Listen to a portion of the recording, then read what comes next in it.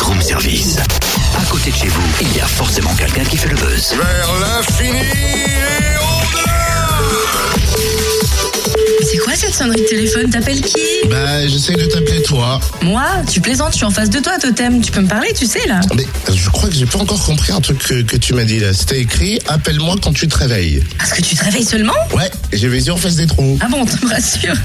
Appelle-moi quand tu te réveilles, Totem. Tu sais bien que c'est une chanson de Renan Luce, enfin. Oh, je ne sais plus. Il sera d'ailleurs ce soir au Moulin de Brennan pour nous présenter son dernier album D'une tonne à un tout petit poids. Et on l'a au téléphone. Bonjour Renan. Oui, bonjour. 4 ans après le clan des Miro, Renan Luce est de retour avec un nouvel album sorti début avril.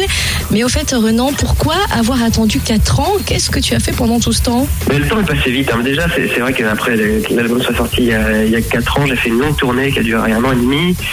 Et à la suite de ça, je suis devenu papa, donc j'ai évidemment voulu profiter de ces moments-là. Ça a été aussi le moment où je suis parti aussi faire une petite tournée acoustique avec 2 collègues, Alexis Eshka, Benoît Dorémus. On est parti sur les routes avec nos guitares et nos chansons, voilà, faire quelques dates. Et puis j'avais très envie aussi de créer mon propre studio en Bretagne. C'est ce que j'ai fait, ça a pris pas mal de temps aussi. Je voulais que ce soit un peu le point de départ de cet album, parce que c'est là-bas que je suis parti pour écrire, pour maqueter, puis enregistrer. Voilà, puis j'avais besoin de temps pour profiter un peu de la vraie vie, parce que c'est là que je trouve aussi les idées de chansons. C'est dans les émotions que qui vont me traverser pendant toute cette période-là, dans les rencontres, prendre le temps de rêver aussi. C'est aussi comme ça que me viennent les idées de chansons. Donc tout ça prend du temps. Alors tu es devenu papa, effectivement. Est-ce que ça change un peu ta façon d'écrire, d'aborder des thèmes? Forcément, c'est vrai que on va au-devant de très très grandes émotions quand on est papa, et puis ça, on voit peut-être les choses un peu différemment. Puis on a cette connexion directe à l'enfance aussi qui fait que, je sais pas, on a l'impression de revivre ou de revoir un peu en miroir l'enfant qu'on était.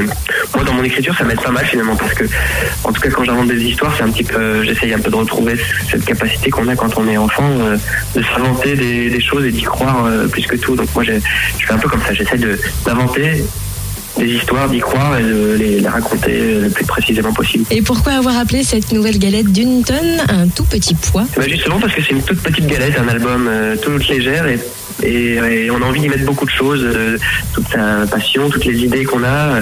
On a envie de se décrire complètement, d'aborder toutes les facettes de sa personnalité. Donc je trouvais que ça marchait bien pour un album D'une tonne à un tout petit poids. Et puis bon, c'est une phrase qui est tirée d'une chanson qui s'appelle Les secrets chuchotés dans l'album, qui parle de la confidence et du fait que quand on partage ses secrets avec quelqu'un de proche, on se sent plus léger. Et comme j'ai l'impression de me décrire quand je fais des chansons, je trouvais encore une fois que ça fonctionnait bien. Alors forcément, on voyage avec ce titre Voyager. Est-ce que c'est un voyage qui t'a permis de voyager? Oui, c'est vrai qu'il y a eu un voyage qui est parti de la Nouvelle-Orléans, que j'ai fait avec ma compagne en longeant le Mississippi, et ça a été un moment assez important dans l'écriture de cet album, parce que c'était une phase où je doutais un peu, je tournais un peu en rond pour l'écriture, et le fait d'aller changer d'air un peu a changé un peu ma perception sur les choses. Et puis au retour, j'ai écrit cette chanson Voyager qui ouvre l'album, et qui a été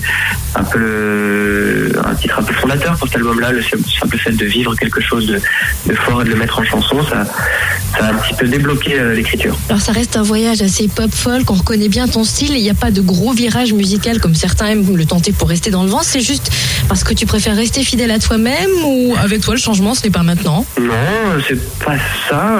À la fois j'ai l'impression qu'il y a des évolutions, j'ai essayé de travailler encore plus sur les mélodies, d'avoir quelque chose de effectivement un peu plus pop, et d'être dans quelque chose d'un peu plus chanté peut-être.